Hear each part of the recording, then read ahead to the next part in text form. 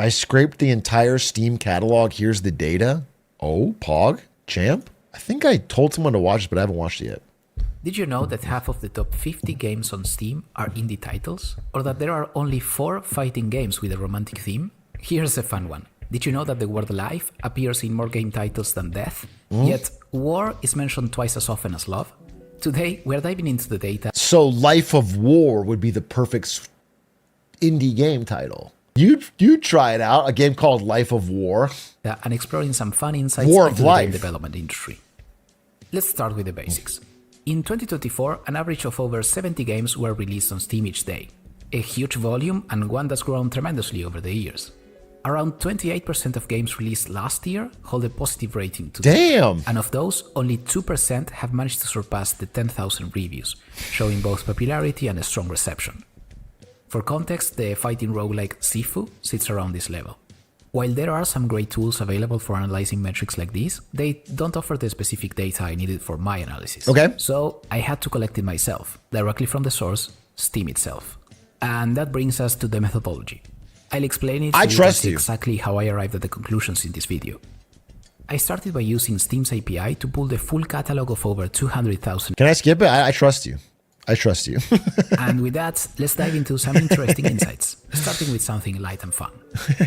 Here are the most common words in game titles on Steam. You know why I trust you? Because you have the YouTuber voice of somebody who's like into that stuff. You know what I'm saying? I just get the sense that, yeah, the fact that you included a section, no, we're good. It's interesting to see how often certain genre names appear. Adventure, simulator, shooter, and many others. There's also a lot of emphasis on fantasy themes, with words like dragon and monster popping up frequently. And certain words align with available Dungeon Fantasy, Curse of the Magic Demon. Would you play it, yes or no? Steam tags like zombies and even cats. Both cat and cats made the top list, which I On thought sale, was pretty yeah. funny. I think I Then there heard. are some unexpected ones like paper or cube. Not sure what's going on there. If you're aiming for a unique or memorable title for your game, maybe steer clear of the words on this list. Or maybe these words are here because they are good descriptors that resonate with players. Familiarity could be appealing too. I'll let you decide what you think about that.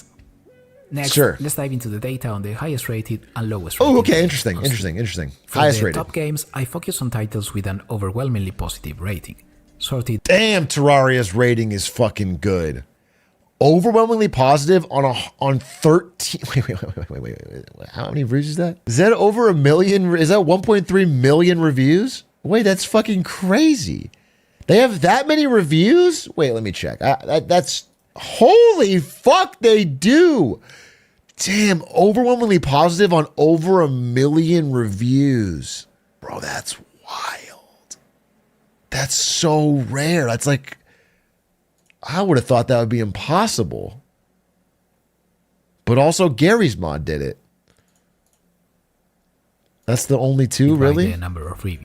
Only two games on Steam, 2 indie games on Steam, have ever broken 1 million reviews overwhelmingly positive, and it's Gary's mod and Terraria. What goats?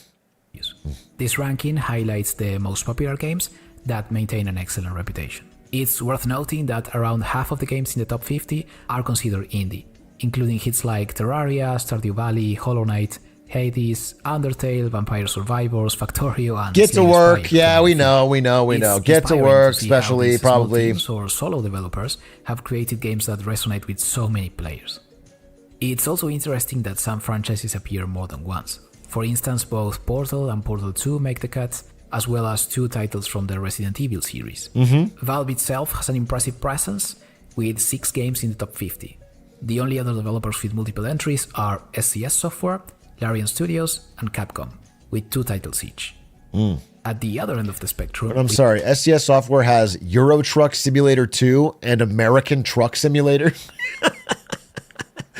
in the top 50 best reviewed games on Steam. Damn, people love trucks. Some human beings just fucking love the idea of driving a big old truck. It's so fun. There's a game where you can be like a fucking Greek god fighting through hell, and there's a game where you can drive a truck through Europe. And they're 2 of the highest rated games of all time. I guess, I mean, There's not much different. You know, you could be playing a Greek truck driver driving through Europe, which is the real life version of hell. It's like basically the same game, actually, now that I break it down. Studios and Capcom, with 2 titles each. At the other end of the spectrum, we have the lowest rated games. Remarkably, only 12 games on Steam have an overwhelmingly negative score. Even the least reviewed of these has more than 500 reviews, meaning all of them have a substantial base of feedback. I reviewed each title to understand why they performed so poorly. The game with the lowest score... That could be a fun stream. Has anyone done that? Someone must have done that, right? Has someone in my YouTube sphere done it, though? You know what I'm saying? Can I, like, just play these games and be like, I played the literal worst games on Steam? Lud has done this video. I played the worst games on Steam. He did under-reviewed games. That's different. I'm talking about the lowest review, like these games. What if I played War of the Three Kingdoms and Identity and Game Tycoon and I tried them? Reviewed each title to understand why they performed so poorly. The game with the lowest score, War of the Three Kingdoms, is a 2021 release with nearly 60,000 reviews, filled with complaints about everything from lack of localization to gameplay issues, lag, aggressive monetization, and accusations against the company's integrity. Dude, it's going to suck if all of the bottom 10 are just mad about monetization. So I'm just opening games where it's like, put in money. In several of these low-ranked games, players felt misled or scammed by paying for what they perceived as unfinished or poorly executed projects. Many of these games also face severe technical problems, with frequent mentions of bugs and crashes. Interestingly, some of these titles were spin-offs of otherwise well-regarded series, like Command & Conquer, Airline Tycoon, and Flatout. Then there's Uriel's Chasm, which earned kind of a cult status for its bizarre, chaotic gameplay that most players found impossible to enjoy. There's much to learn from both top-rated and low-rated games alike. With kind of want to try that let's one. move into discussing untapped opportunities and unique ideas for games. I was curious whether there are Maybe I'll try it on Saturday. That could be fun. or other properties that are The still worst games on underexplored. Steam. For instance, are there any rhythm-based shooters out there? What about games that combine sports with a sci-fi setting? To explore this, I turned to data from Steam tags. Steam offers a total of 447 predefined tags, which are added by both developers and players. I organized these tags further, subdividing them into categories based on my own interpretation to better analyze potential patterns. Okay. I first focused on combinations of 2 genres to identify original or underexplored ideas.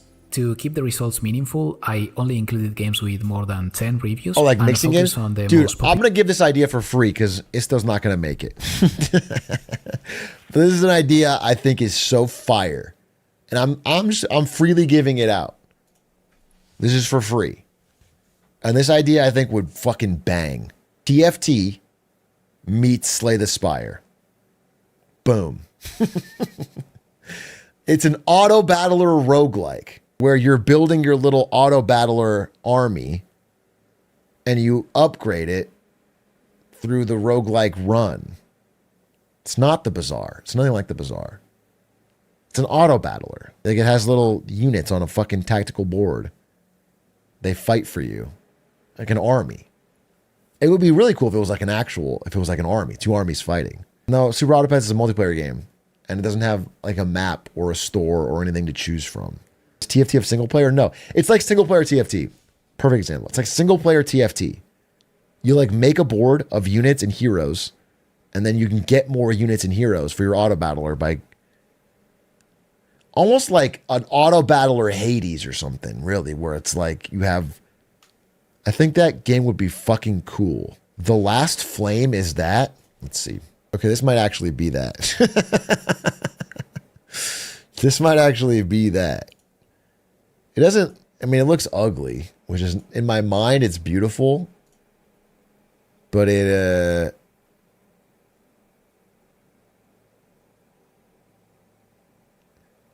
this might be it. Yeah, I mean, there's like, yeah, roguelike elements where you pick items and stuff. Enhance your build. Yeah, this just looks like kind of unpolished. But this is the idea, I think. Maybe it has too much going on. But I think one where it's more of like soldiers fighting soldiers would be cool. And you don't control them. They just fight themselves. But you set up the army in the way you want. I think that'd be fucking cool. What's its rating? Pretty good. Mostly, maybe I'll try this. This will be fun to try. Very positive, 2,000 reviews. That's pretty fucking good. Kind of like Tabs. Yeah, kind of like a roguelike Tabs with a story. Yeah, that'd be cool. This is it with mechs. Mechabellum. This looks pretty cool. 12,000 positive reviews. Upgrade your mechs. Do they fight on their own? Okay, this seems kind of fucking sick. This sort of seems like what I was thinking, to be honest. And it looks pretty polished, too. Can I watch some gameplay? So you just put these troops down, and you're not controlling them at all. And you're just building your better army. Deploy a diverse array of units. That's pretty cool. Upgrade, and command them. Okay, so what I'm thinking is you steal this and you download it and you just reskin it to be like ancient Rome or something. That's sort of my idea then. I think that'd be cool as hell.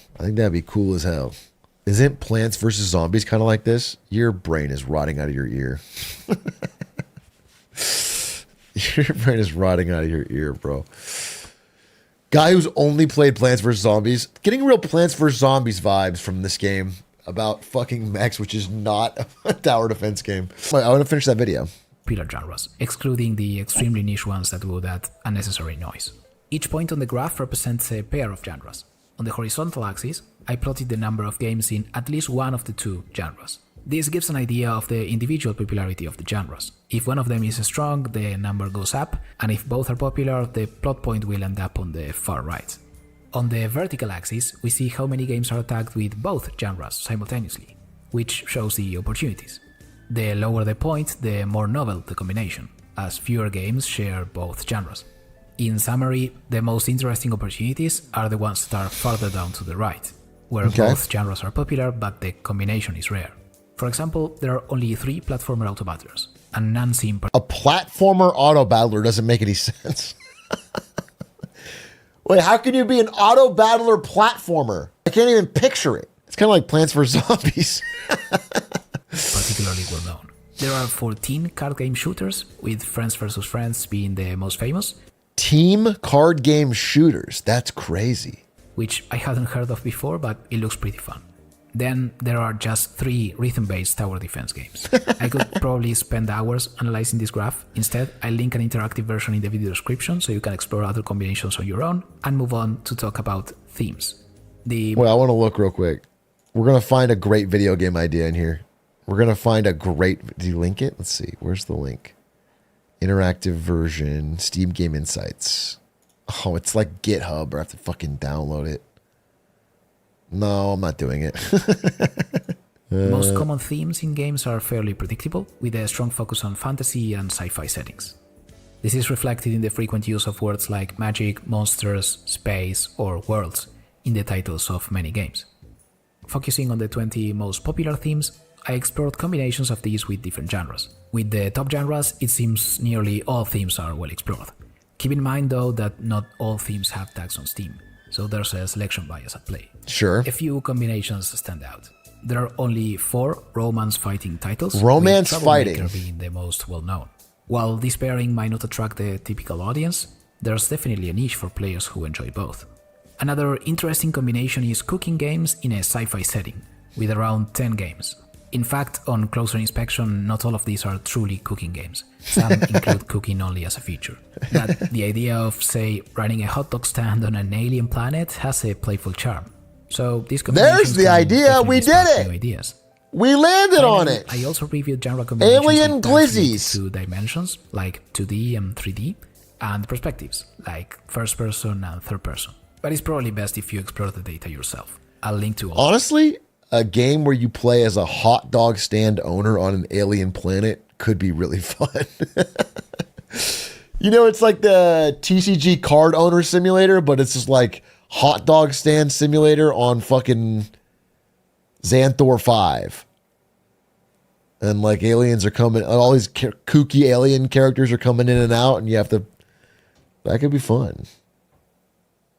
Glizzy Galaxy, you could call it. Wait, Glizzy Galaxy might sell like hotcakes.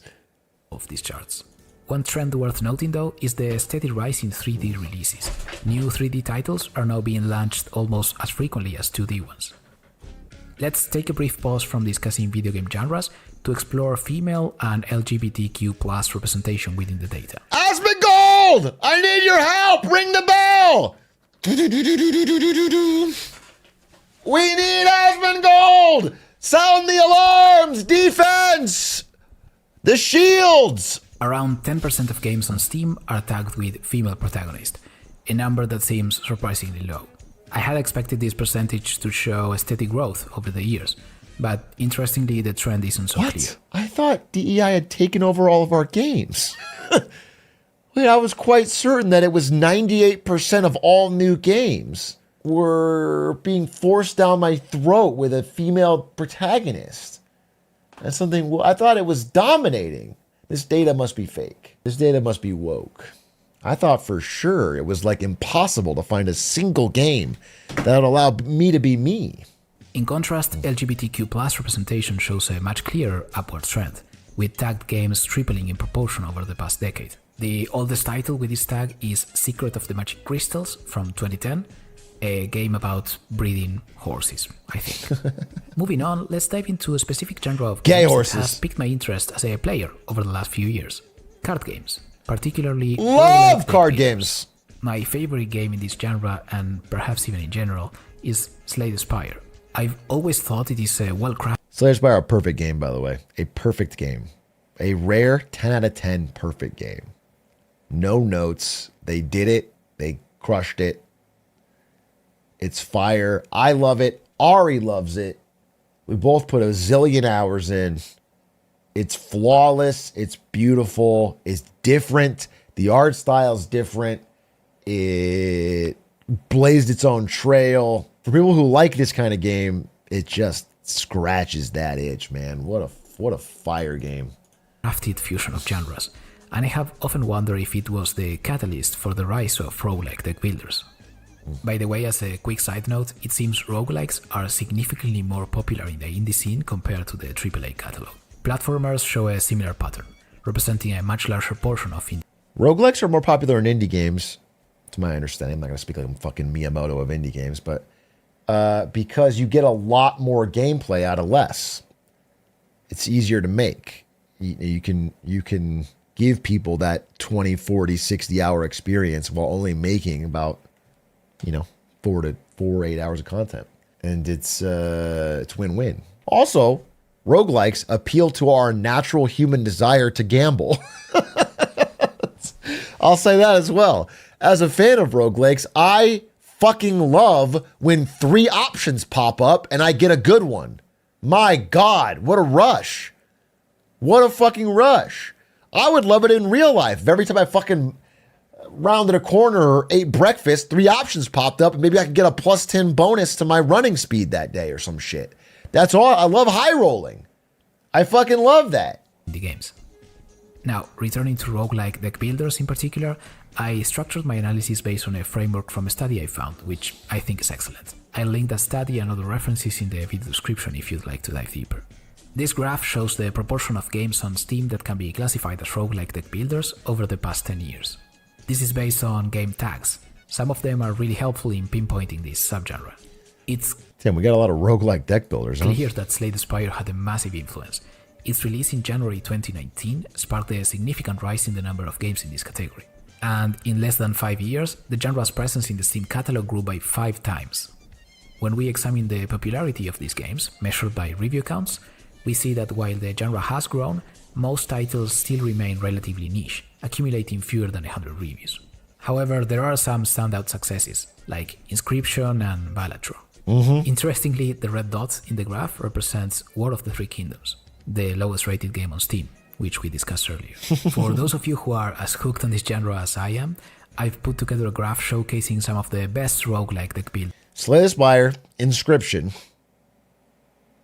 You guys can't see that covering it. Slay the Spire and Inscription are beneath my camera. Then it's Balatro in 3rd place. And then it's Monster Train, Loop Hero, Griftlands. I've never heard of these. Would I like Griftlands if I liked these 3 games? Would I like Monster Train? Would I like... builders out there. These are the 20 games that balance both user rating and popularity the best. I've played many of them and can confirm they are fantastic. The rest will likely be my next addiction. If you have suggestions for other analysis, questions about the methodology, or if you spot any errors, feel free to reach out on Discord or in the comments. I'll update the description or maybe the pinned comment. Cool video. Always like to learn more. Always like to learn more. Shit's fucking gas.